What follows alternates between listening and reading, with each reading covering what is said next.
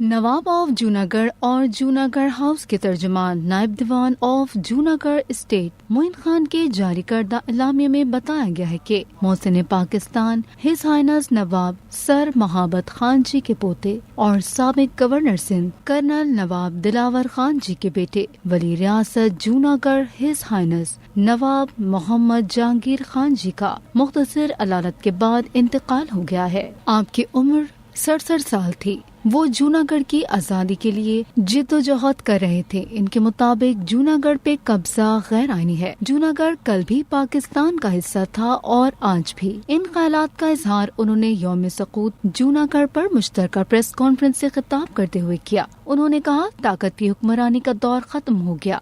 जिसकी लाठी इसकी भैंस की रिवायत अब पुरानी हो गई। आलमी कवानीन की पाबंदी ही आलमी अमन की जमानत है। उन्होंने तमाम इस्लामी ममालिक और मुल्की सियासी जमातों से अपील की कि वो आलमी कवानीन को मद्देनजर रखते हुए मसले का हल चाहते हैं। इनके लवाकिन में इनकी वालदा मोहतरमा मुसर्रत जहां बेगम ऑफ जूनागढ़, बेटा नवाबजादा अली मुर्तजा खान जी, बेटी शहजादी मरियम खान जी, भाई नवाबजादा आलमगीर खान जी, जहीर खान जी और बहन नवाबजादी आलिया खान जी शामिल हैं।